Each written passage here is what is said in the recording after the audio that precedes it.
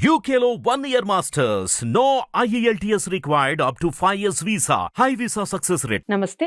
ఎన్నో ఆధ్యాత్మిక కార్యక్రమాలు నిరంతరం మన ఛానల్లో ప్రసారం అవుతూనే ఉంటాయి. చాలా మందికి చాలా రకాలైన సమస్యలతో బాధపడేవారు ఉంటారు. నిరంతరం కొన్ని సమస్యలకి పరిష్కారాల కోసం వెతుకుతూ కూడా ఉంటారు. ఇక యూట్యూబ్ ఛానల్ అంటే రకరకాల యూట్యూబ్ ఛానల్స్‌లో రకరకాల కార్యక్రమాలు చూస్తూ ఉంటారు. రెమెడీస్ పాటిస్తూ ఉంటారు. కానీ మనకి ఫలితం కనిపించదు.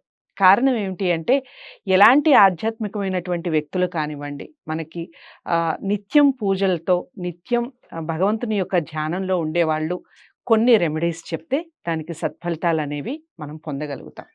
అలాంటి వ్యక్తే ఈరోజు మనతో పాటు స్టూడియోలో ఉన్నారు. బ్రహ్మశ్రీ సిస్లా జయశంకర్ గారు. నమస్కారం గురువుగారు.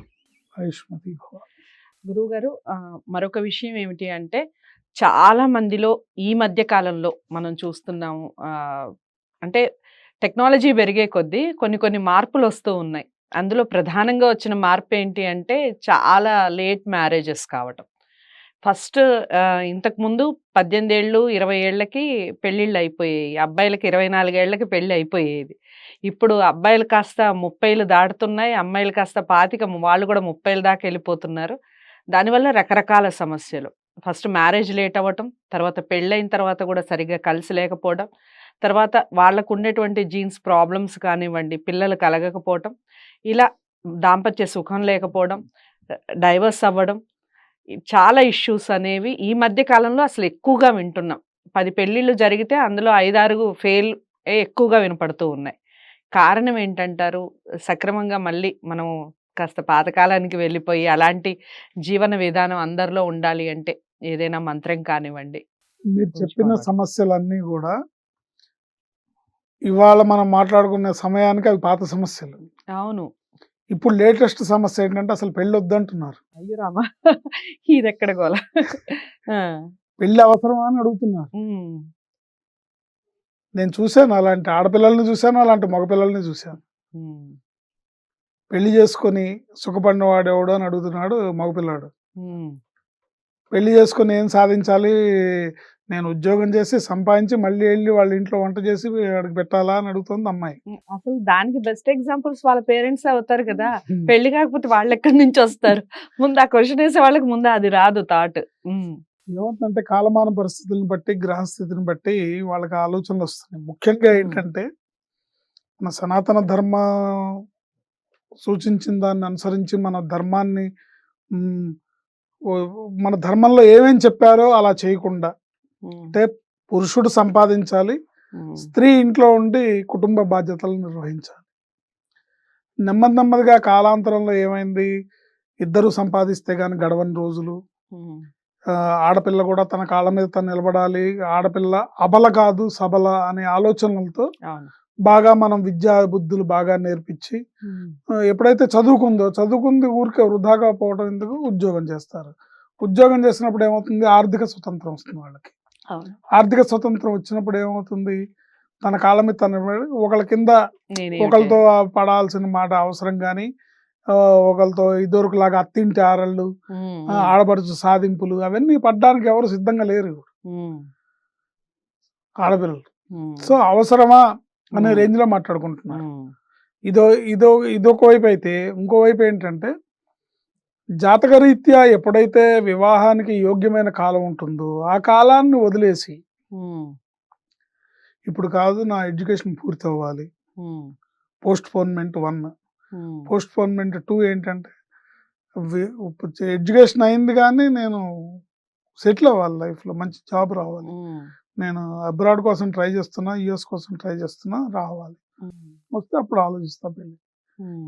ఎప్పుడైతే గ్రహస్థితి ప్రకారం అనుకూలమైన యోగ్యమైన కాలం వచ్చినప్పుడు దాన్ని తెలిసి తెలియక తలదన్నడం వల్ల వీళ్ళకి మెచ్యూరిటీ లెవెల్స్ వచ్చి ఇప్పుడు కావాలి, నాకు తోడు కావాలి, నేను ఇప్పుడు పెళ్లి చేసుకోవాలి అని అనుకున్నప్పుడు గ్రహాలు సహకరించవు, దానివల్ల డిలేస్.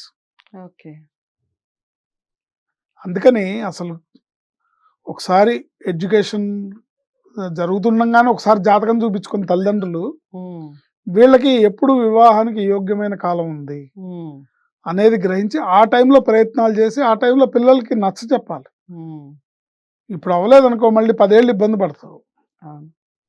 మళ్ళీ గ్రహాలు కలిసి రావాలంటే వాళ్ళు వాటి అనుమతి లేకుండా మనం ఏం చేయలేం. హ్మ్. అవి సహకరించకపోతే ఇబ్బంది పడతాము అనే విషయం పిల్లలకి నచ్చచెప్పాలి. హ్మ్. ఆ కాలాన్ని మనం సద్వినియోగం చేసుకోవాలి. ఆ జాతకం చూపించుకొని దాని ప్రకారం ఉండే కాలాన్ని మనం వినియోగించుకోవాలి. హ్మ్. సరే, ఈ అనేక రకాలమైన కారణాలు, బట్ సమస్య అయితే ఇప్పుడున్నది లేట్ మ్యారేజెస్ ఉన్నాయి. హ్మ్. తర్వాత వివాహం అయినా కూడా అండర్‌స్టాండింగ్ సరిగ్గా లేదు. హ్మ్. ఎంత తొందరగా పెళ్ళవుతుందో ఏంటి, ఎంత కనీసం ఫోటో షూట్‌కి ఇచ్చిన సమయం కూడా కాపురంలో అండర్‌స్టాండింగ్‌కి ఇవ్వట్ల.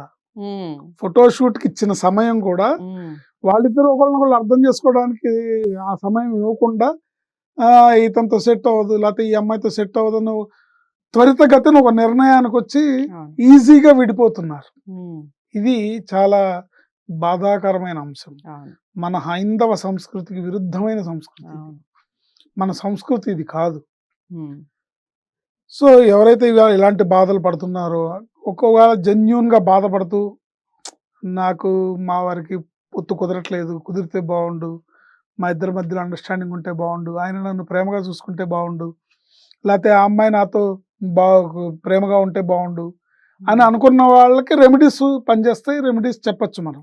ఓకే. అలా ఎవరైతే అనుకుంటారో, పెళ్లి కావాలని తాపత్రయపడుతున్నారో, హ్మ్. ఎవరైతే దాంపత్య సౌఖ్యం లేదు, దాంపత్యుల మధ్య అన్యోన్యత లేదు అని భావిస్తున్నారో వాళ్ళందరూ కూడా హ్మ్. ప్రతిరోజు కూడా చదువుకోవాల్సిన మంత్రం శ్రీం శ్రీయై నమః అనే శ్రీ శ్రీ శ్రీ మహాలక్ష్మి నమః. మంత్రాన్ని చదువుకోవాలి. రైట్. హ్మ్. మహాలక్ష్మి అనుగ్రహం లభిస్తే మన ఇంటికి గృహలక్ష్మి వస్తుంది. మన ఇంట హ్మ్. గృహలక్ష్మి అడుగిడుతుంది. రైట్. హ్మ్. శ్రీం శ్రీయై నమః అనే మంత్రాన్ని రోజుకి 42 సార్లు చదువుకోవాలి. హ్మ్. అట్లాగే హిమకృంద మృణాలాభం దైత్యానాం పరమం గురుం సర్వశాస్త్ర ప్రవక్తారం భార్గవం ప్రణమామ్యహం. హ్మ్. మరోసారి చెప్తాం. హిమకుంద మృణాలాభం హ్మ్. దైత్యానాం పరమం గురుం సర్వశాస్త్ర ప్రవక్తారం భార్గవం ప్రణమామ్యహం. హ్మ్. ఇది శుక్రగ్రహం యొక్క మంత్రం. ఓకే.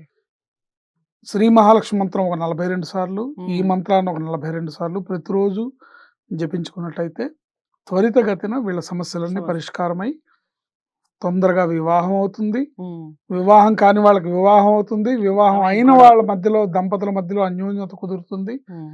చక్కగా మంచిగా దంపతుల మధ్య అనురాగ ఆప్యాయతలు వెల్లివిరుస్తాయి. హ్మ్. అట్లాగే ఈ మంత్రాన్ని కనీసం కనీసం 9 శుక్రవారాలు చేసుకోవాలి. హ్మ్. ఈ మంత్రాన్ని మొదలుపెట్టినాక ఒక శుక్రవారం నాడు మేడి చెట్టు వేరుని హ్మ్. మేడి చెట్టు వేరు హ్మ్. ఔదుంబర వృక్షం అంటారు. ఓకే. మేడి చెట్టు వేరుని హ్మ్. ఈ 2 మంత్రాలతో పూజించి భార్యాభర్త ఎవరైతే అనుకూలంగా లేరో హ్మ్. వాళ్ళకి గనక కట్టినట్టయితే చాలా బాగుంటుంది. హ్మ్. అనుకూలంగా మారే అవకాశం ఉంటుంది. ఇద్దరు ధరించొచ్చు కూడా. హ్మ్. కుడి చేతి భుజానికి గాని, కుడి చేతి మణికట్టుకు మణికట్టు. గాని లేదా మెడలో గాని వేసుకోవచ్చు. వేసుకోవాలి. హ్మ్. మీకు మీరే చేసుకోవచ్చు. దీనికి ఎవరి రైట్. దగ్గరికి వెళ్ళక్కర్లేదు. హ్మ్. మీకు మీరే చేసుకోవచ్చు. హ్మ్. ఒకవేళ రాని వాళ్ళు ఎవరైనా ఉంటే మమ్మల్ని సంప్రదిస్తే మేము చేసి పెడతాం. దాంట్లో తప్పేం లేదు గానీ ఓకే. మీకు మీరు చేసుకునే అవకాశం ఉంది. హ్మ్. మన ప్రార్థన మనం ప్రార్థించాలి. అట్లాగే 15 శుక్రవారాలు పై మంత్రాలతో శ్రీ మహాలక్ష్మిని పూజించి శుక్రవారం నాడు అమ్మవారికి గోధుమ నూకతో తయారు చేసిన బూరెలు హ్మ్. నివేదించి హ్మ్. భార్యాభర్త ఇద్దరు తినడం ద్వారా కూడా హ్మ్. ఇద్దరిలో ఆప్యాయత పెరుగుతుంది. ఓకే. దంపతుల మధ్యలో ఉన్న అన్ని సమస్యలు తీరుతాయి. చాలా అంటే చాలా చక్కటి పరిష్కారం చెప్పారు గురువుగారు. అందరికీ ఉపయోగపడేదండి. ఈ మధ్య కాలంలో అయితే ఈ సమస్యతో బాధపడని ఇల్లు లేదంటే అతిశయోక్తి కాదు. ఎవరో ఒకళ్ళు మన ఫ్యామిలీలో ఎవరో ఒకళ్ళు మనకు తరాసు పడుతూనే ఉంటారు ఇలాంటి వాళ్ళు. ఫ్యామిలీలో గొడవలు కానివ్వండి, ముఖ్యంగా పెళ్ళిళ్ళు కావట్లేదని కానివ్వండి, పెళ్ళైనా కానీ పెళ్లి చేశామని అంగరంగ వైభవంగా పెళ్లి చేశాం గానీ వాళ్ళలో సమస్యలే ఉన్నాయని చెప్పేవాళ్ళు కానివ్వండి, ఇలా రకరకాలుగా మనకు కనిపిస్తూ ఉంటారు.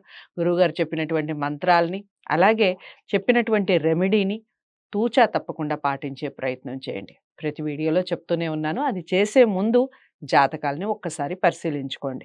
జాతకాల్ని పరిశీలించుకోవాలి అనుకున్న వాళ్ళు సిస్లా జయశంకర్ గారి దగ్గర మీరు చూపించుకోవాలి అనుకున్న వాళ్ళు స్క్రీన్ మీద కనపడే నెంబర్‌కి కాల్ చేయండి. గురువుగారు మీరు అపాయింట్మెంట్ ఇస్తారు.